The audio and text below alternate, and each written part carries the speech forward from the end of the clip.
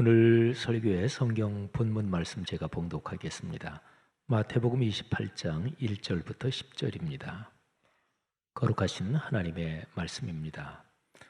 안식일이 다 지나고 안식 후 첫날이 되려는 새벽에 막달라 마리아와 다른 마리아가 무덤을 보려고 갔더니 큰 지진이 나며 주의 천사가 하늘로부터 내려와 돌을 굴려내고 그 위에 앉았는데 그 형상이 번개 같고 그 옷은 눈같이 희건을 지키는 자들이 그를 무서워하여 떨며 죽은 사람과 같이 되었더라. 천사가 여자들에게 말하여 이르되 너희는 무서워하지 말라. 십자가에 못 박히신 예수를 너희가 찾는 줄을 내가 아노라. 그가 여기 계시지 않고 그가 말씀하시던 대로 살아나셨느니라. 와서 그가 누우셨던 곳을 보라. 또 빨리 가서 그의 제자들에게 이르되 그가 죽은 자 가운데서 살아나셨고 너희보다 먼저 갈릴리로 가시나니 거기서 너희가 배우리라 하라. 보라, 내가 너희에게 일렀느니라 하거늘. 그 여자들이 무서움과 큰 기쁨으로 빨리 무덤을 떠나 제자들에게 알리려고 다름질할새 예수께서 그들을 만나 이르시되 평안하냐 하시거늘. 여자들이 나아가 그 발을 붙잡고 경배하니 이에 예수께서 이르시되 무서워하지 말라. 가서 내 형제들에게 갈릴리로 가라 하라.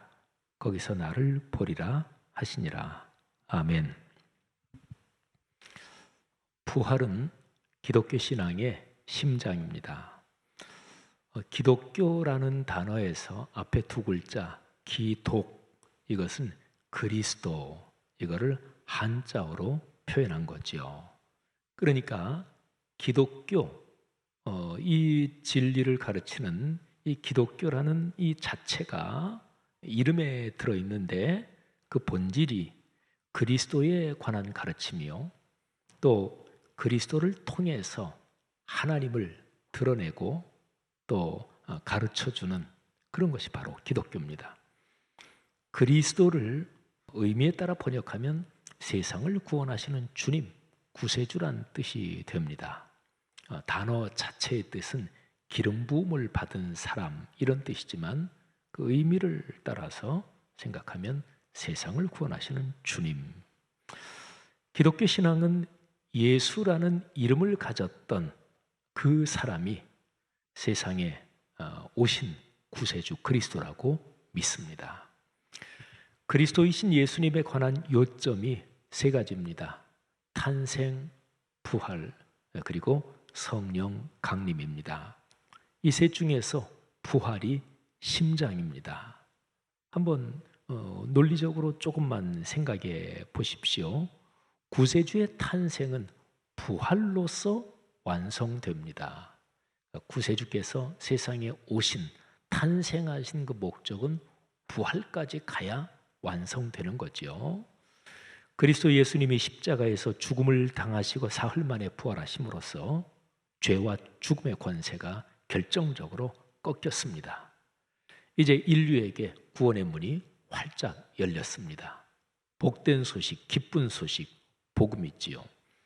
이 복음이 본격적으로 온 세상에 전파되는 것이 성령의 강림으로 시작됩니다. 그러니까 부활을 중심으로 해서 탄생은 부활에서 완성되는 것이요, 그리고 이 부활을 토대로 해서 성령이 강림하심으로써 복음이 온 세상에 강력하게 퍼지는 거지요. 예수 그리스도의 부활에 관해서 사복음서, 곧 마태복음, 마가복음, 누가복음, 요한복음, 이 사복음서에 각각 기록되어 있습니다. 네 개의 복음서는 모두 제일 마지막 결론 부분에 거기에 부활에 관한 증언이 기록되어 있는데 초점과 강조점에서 각기 차이가 있습니다. 우리는 이런 차이점 덕분에 사복음서에서 부활에 관한 다채롭고 또 종합적인 귀한 가르침들을 얻을 수 있습니다. 오늘 설교에서는 마태복음이 전하는 부활에 관한 이야기를 묵상합니다. 마태복음의 맨 마지막 장 28장, 거기에 기록이 되어 있는데 1절부터 10절의 기록, 거기를 중심으로 이 얘기를 구성을 해보겠습니다. 예수님께서 숨을 거두신 때가 2000년 전 금요일 저녁이었습니다. 그리고 금요일 해질 때부터 안식일이 시작됐죠. 그래서 안식일에는 일을 하지 못하니까 예수님의 시신을 최대한도로 수습을 해서, 그래서 아리마대 사람 요셉이 제공한 그 돌 무덤에 모셨는데, 장례 예법에 따라서 충분히 정성껏 그렇게 모시지를 못했습니다. 안식일이 지났습니다. 금요일 해질 때부터 토요일 해질 때까지가 안식일인데, 토요일 해가 졌으니까, 이미 컴컴해졌으니까 움직이지 못하고, 그리고 이제 토요일 밤이 지나고 오늘날로 하면 주일이지요. 그 새벽 일찍 마리아라는 이름을 가진 두 여인이 무덤으로 갑니다. 막달라 마리아 그리고 다른 마리아. 마태복음에는 그렇게 기록이 되어 있습니다. 두 여인이 무덤으로 간 이유는 예수님의 시신을 찾아 향품을 발라드리려는 그게 목적이었습니다. 예수님께서 부활하신다, 이거는 전혀 생각하지도 못했습니다. 그런데 그 두 여인이 무덤에 갔을 때 놀라운 일이 벌어집니다. 큰 지진이 두 여인이 도착했을 때 일어나고, 하늘에서 천사가 내려와 무덤 문을 막고 있던 큰 돌을 굴려내고 천사가 그 위에 앉았습니다. 그 천사의 형상이 번개 같고 옷은 눈같이였습니다. 무덤을 지키던 병사들은 무서워 떨면서 마치 죽은 사람처럼 되었습니다. 여인들도 대단히 놀랐겠죠. 천사가 여인들에게 말합니다. 근데 천사가 전하는 이 내용이 아주 중요합니다. 마태복음 여기에서 천사가 여인들에게 전하는 그 내용만 한번 제가 말씀을 드리겠습니다. 너희는 무서워하지 말라. 십자가에 못 박히신 예수를 너희가 찾는 줄을 내가 아노라. 그가 여기 계시지 않고 그가 말씀하시던 대로 살아나셨느니라. 와서 그가 누우셨던 것을 봐라. 또 빨리 가서 그의 제자들에게 이르되 그가 죽은 자 가운데서 살아나셨고 너희보다 먼저 갈릴리로 가시나니 거기서 너희가 배우리라 하라. 보라, 내가 너희에게 일렀느니라. 자, 천사가 전한 말을 두 가지로 요약할 수 있습니다. 자, 첫 번째, 십자가에 못 박혀서 사망하신 예수님은 당신이 미리 말씀하신 대로 살아나셨다. 와서 봐라, 시신이 없다. 이게 첫 번째입니다. 그 다음에 두 번째, 빨리 제자들에게 가서 말해라. 예수님이 살아나셨고 그리고 먼저 갈릴리로 가시는데 거기서 만나자고 하신다. 이 두 가지로 요약 아주 명확하죠. 천사가 전한 말에서 요점은 십자가에 못 박혀 죽음을 당하신 예수님께서 살아나셨다. 그러니까 십자가의 죽음과 그리고 부활, 죽음과 부활, 이게 요점입니다. 그런데 위에서 제가 금방 정리한 첫째, 둘째는요, 이 요점을 첫 번째 정리한 내용에서는 천사가 여인들한테 전하는 거예요. 그 다음에 두 번째 정리한 내용에서는 천사가 여인들한테 너희가 이 죽음과 부활을 제자들에게 전해라, 이것입니다. 요점은 똑같아요. 근데 첫 번째 내용은 천사가 그 요점을 여인들에게 전하는 것이고, 두 번째 내용은 그 여인들이 제자들에게 전달하라고 하는 바로 그런 것입니다. 그런데요, 천사의 말에서 죽음과 부활, 부활의 소식을 전한다, 이거하고는 얼핏 이해되기에 별로 관계되지 않은 다른 내용이 하나 들어있습니다.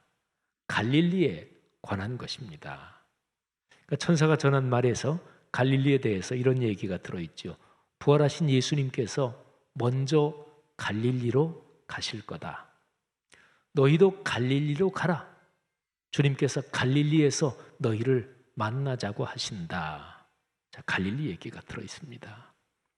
이거는 십자가의 죽음과 부활 그 자체하고는 뭐 연관성이 없잖아요. 자, 갈릴리가 어떤 곳일까요? 부활하신 주님께서는 왜 갈릴리로 먼저 가시는 것인가요? 예수님께서 십자가에 못 박히신 골고다 언덕은 예루살렘 성문 밖에 거기 가까운 데입니다. 예수님께서 거기서 십자가에 달리셨고 아리마대 사람 요셉의 무덤도 역시 그 근처에 있었을 테고요. 그리고 지금 예수님을 따르는 제자들도 아직까지 예루살렘에 거기 있었습니다. 그런데 예수님은 왜 예루살렘에서 제자들을 금방 만나시면 되는데 그러지 않으시고 갈릴리로 먼저 가시고 너희들도 와라 거기서 만나자, 왜 하필 갈릴리일까요? 자, 조금 이따가 이거를 계속 추적할 텐데요. 이 소식을 들은 여인들은 무섭기도 하고 기쁘기도 했습니다. 무서운 것은 지진과 천사의 출현 등 기적적인 체험 때문에 막 경이로움과 경외심에 사로잡혀서 두려움에 떨었습니다. 그리고 기쁜 것은 돌아가신 주님께서 살아나셨다는 이 소식 때문에 기뻤습니다. 여인들이 천사의 말을 듣고 제자들에게 달려갑니다. 성경에 명확하게 달려갔다 이렇게 써 있어요. 그런데 가는 도중에 부활하신 주님을 만납니다. 자, 예수님께서 먼저 여인들에게 인사를 건네십니다. 평안하냐?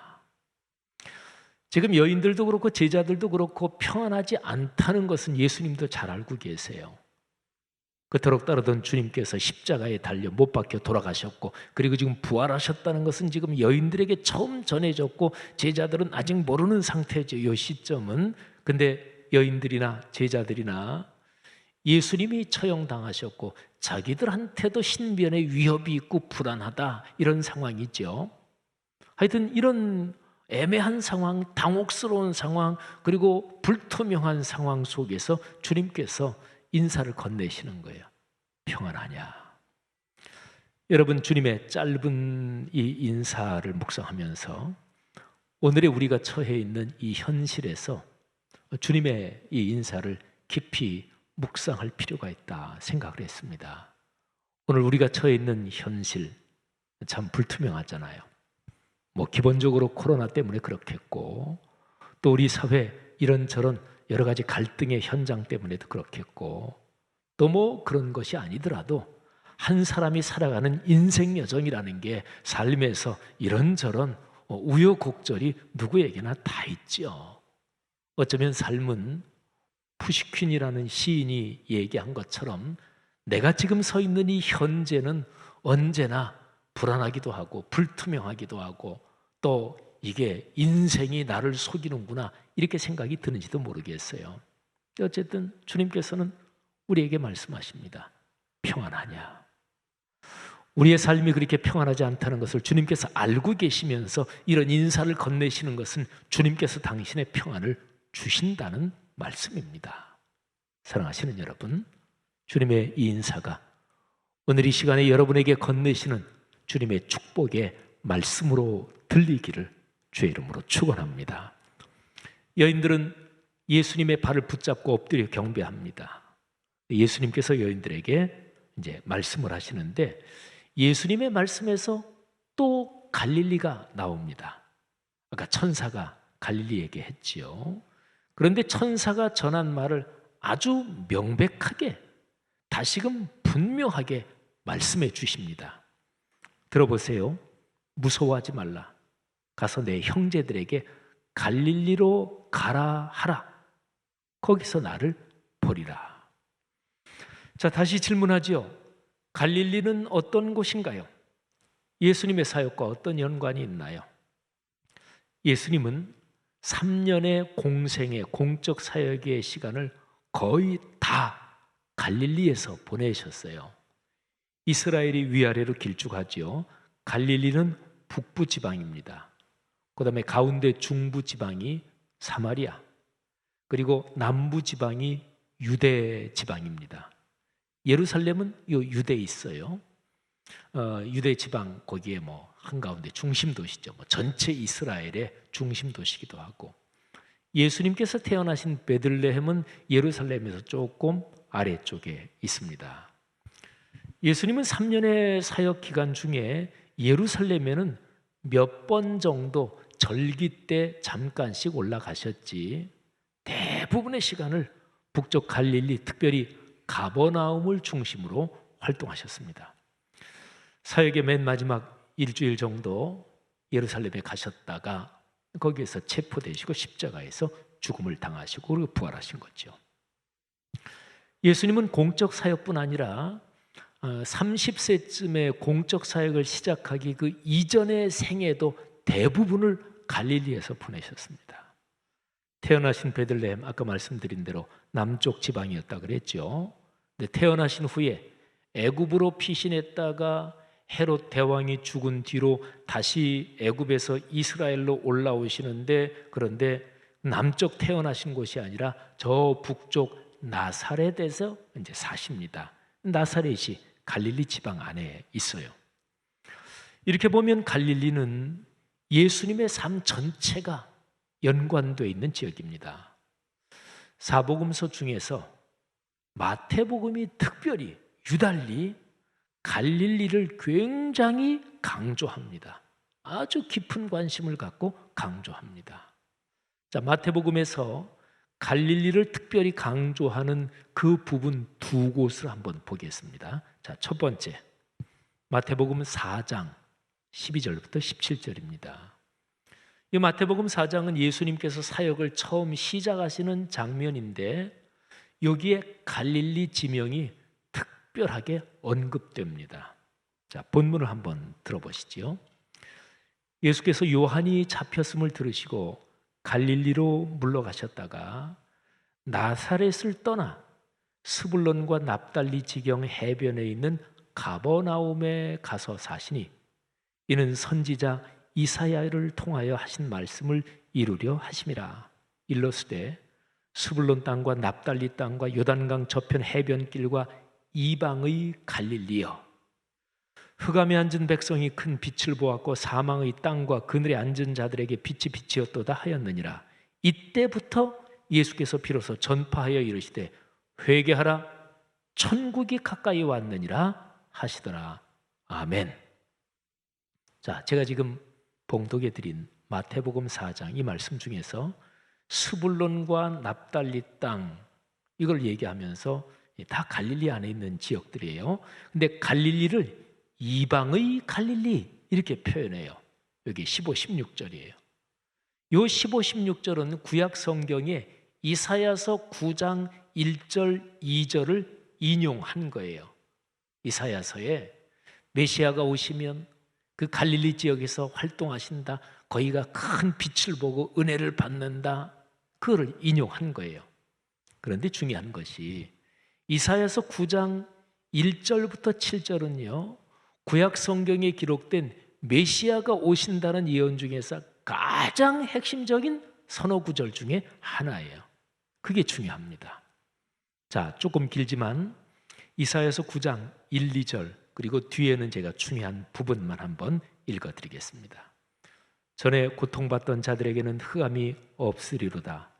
옛적에는 여호와께서 스불론 땅과 납달리 땅이 멸시를 당하게 하셨더니 후에는 해변길과 요단 저쪽 이방의 갈릴리를 영화롭게 하셨느니라.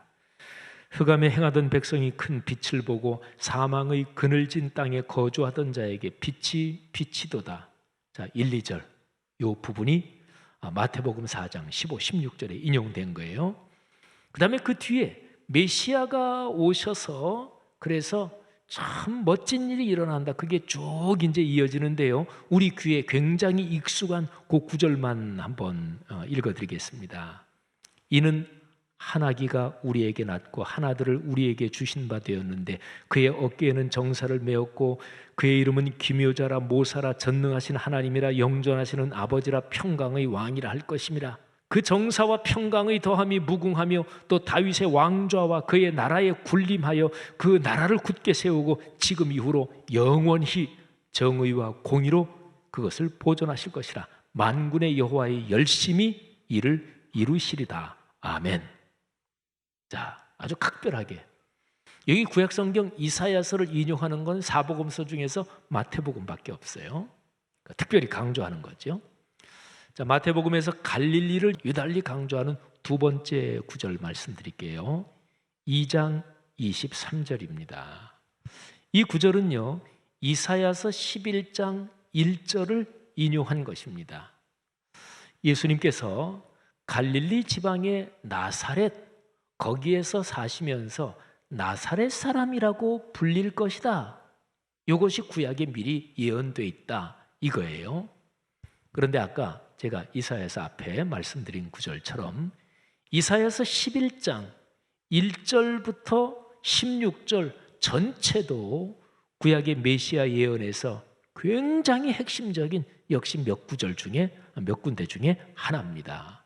제가 한번 이사야서 11장 1절부터 쭉 내려가는 데서 아주 유명한, 또 여러분이 들으시면 그게 거기 있구나, 그 메시아 예언이지, 그렇게 익숙하게 얼른 알 수 있는 부분만 제가 읽어드리겠습니다. 그때에 이리가 어린 양과 함께 살며 표범이 어린 염소와 함께 누우며 송아지와 어린 사자와 살찐 짐승이 함께 있어 어린아이에게 끌리며 암소와 곰이 함께 먹으며 그것들의 새끼가 함께 엎드리며 사자가 소처럼 풀을 먹을 것이며 젖 먹는 아이가 독사의 구멍에서 장난하며 젖된 어린아이가 독사의 굴에 손을 넣을 것이라. 내 거룩한 산 모든 곳에서 해됨도 없고 상함도 없을 것이니 이는 물이 바다를 덮음같이 여호와를 아는 지식이 세상에 충만할 것임이니라. 아멘. 이사야서 11장 제가 6절부터 몇 구절을 읽어드렸어요. 자, 그러면 마태복음 2장 23절 그리고 이사야 11장 1절 이 두 구절을 제가 한번 읽어드리겠습니다. 자, 마태복음 2장입니다. 나사렛이란 동네에 가서 사니 이는 선지자로 하신 말씀에 나사렛 사람이라 칭하리라 하심을 이루려 함이로라. 아멘. 자, 이게 이사야서 11장 1절에서 끌어온 것인데 이사야 11장 1절 이새의 줄기에서 한 싹이 나며 그 뿌리에서 한 가지가 나서 결실할 것이요. 아멘. 좀 이상하죠, 그죠? 마태복음이 이사야 11장 1절 그 예언을 끌어온 거라고 하는데 두 구절 사이에 연결점이 없잖아요, 그죠? 근데 해답은 이사야 11장 1절에 있는 그 뿌리에서 한 가지가 나서 결실할 것이요. 여기 가지라는 단어, 여기에 해답이 있습니다. 자, 가지라는 단어를 히브리어로 발음하면 네체르 이렇게 발음합니다. 그리고 이 발음은 구약 성경에 나시린이 나오지요. 하나님 앞에 헌신한, 어렸을 때부터 헌신한 사람을 나시린이라고 하는데 그게 히브리어 발음이 나지르 이렇게 돼요. 그러니까 가지라는 네체르 또는 나시린을 얘기하는 나지르 이게 뭐 발음이 비슷해요. 그런데 11장 1절의 가지 네체르 요 발음에 나중에 메시아가 오셔서 사시고 성장하실 나사렛 네체르 이게 거기에 암시되어 있다 이렇게 인용하는 거예요. 아주 좀 재미있고 특별하죠, 그죠? 그런데 성경을 보면 구약과 신약에서 이렇게 단어의 발음, 언어 유희가 생각보다 굉장히 많습니다. 근데 이제 보통 우리가 번역 성경을 읽으니까 그런 걸 성도들은 그렇게 뭐 잘 알지는 못하죠. 하여튼 이 나사렛이 갈릴리에 있는 지역인데 구세주 예수께서 나사렛 사람이라고 일컬음을 받을 것이다. 이것도 구약을 끌어 인용하면서 아주 강조하는 거예요. 자, 여기까지 마태복음이 예수님과 연관하여 갈릴리를 특별히 중요하게 생각하고 강조하고 있다는 것을 말씀드렸습니다. 자, 그러면 갈릴리 지역의 상황을 조금 더 말씀드릴게요. 예수님께서 사시던 그 당시의 갈릴리. 갈릴리는 그 당시 중앙 도시 예루살렘에 비하면 권력과 부의 중심부에서 밀려나고 소외된 곳이었습니다. 유대인의 순수성으로 보면 갈릴리는 이방의 갈릴리 이렇게 불릴 정도로 이방인들이 섞여 사는 곳이었고 그래서 그냥 천대받는 곳이었습니다.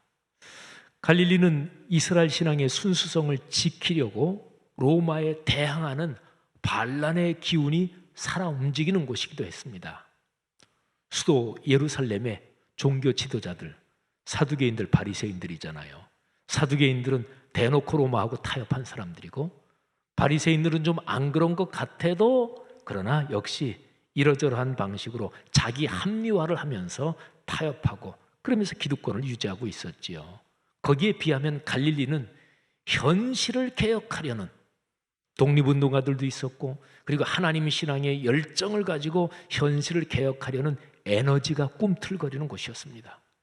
이런 점에서 그 당시 갈릴리에서 이게 확실한 길이다, 이게 해답이다, 이런 뚜렷한 대안은 없었지만 아무튼 새로운 미래를 갈망하는 사람들이 사는 곳이 갈릴리였습니다.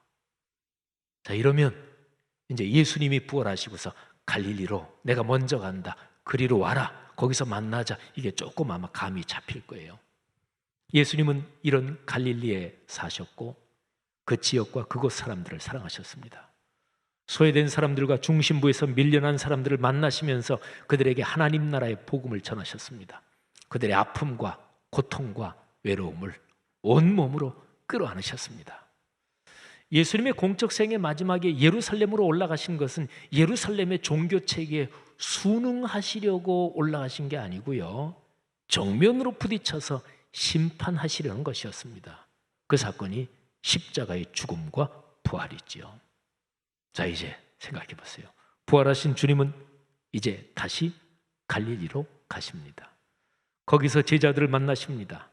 3년 동안 그렇게 사역하셨던, 하나님 나라의 꿈을 품고 천국의 꿈을 품고 사역하셨던 주님께서 이제는 그곳에서 제자들을 다시 만나시고, 그리고 제자들은 성령의 능력을 받아 주님의 일을 이어갈 것입니다. 그리고 사회적인 현상으로서 교회 공동체가 시작될 것입니다. 갈릴리에서 새로운 하나님 나라의 미래가 열리는 거예요. 부활의 공동체, 교회는 근본적으로 부활신앙의 공동체지요. 부활의 공동체인 교회가 시작되기에 갈릴리처럼 적합한 곳이 없는 거죠. 자, 그리스도인 여러분, 우리가 사는 현실에서 그리스도인은 갈릴리를 꿈꿔야 합니다. 그리스도인이라면. 그러면 오늘의 갈릴리는 어디일까요? 예수님께서 말씀하신 갈릴리는 현실에 순응하거나 타협하거나 주눅들지 않고 믿음으로 불의하고 또는 어렵고 어쨌든 그 현실을 믿음으로 넘어서는 목적지가 갈릴리입니다. 부활의 주님을 만나는 곳이 갈릴리입니다. 주님을 만나서 부활신앙으로 사명을 다시 붙잡는 곳입니다. 요한복음 맨 마지막 부분에 갈릴리 호숫가, 갈릴리 바닷가에서 베드로하고 다른 제자들이 주님을 만나지요. 그때 베드로는 실패한 상태였습니다. 사명을 다 잃어버린 상태였습니다. 주님께서 갈릴리 바닷가에서 아침을 드시면서 베드로에게 물으시죠. 시몬아, 내가 나를 사랑하느냐? 베드로는 헬라식, 로마식 이름이에요. 근데 시몬은 유대식 이름입니다. 그러니까 시몬 베드로가 어렸을 때부터 가정에서 부르던 이름은 시몬이에요. 예수님께서 특별히 그 이름으로 부르십니다. 시몬아, 내가 나를 사랑하느냐?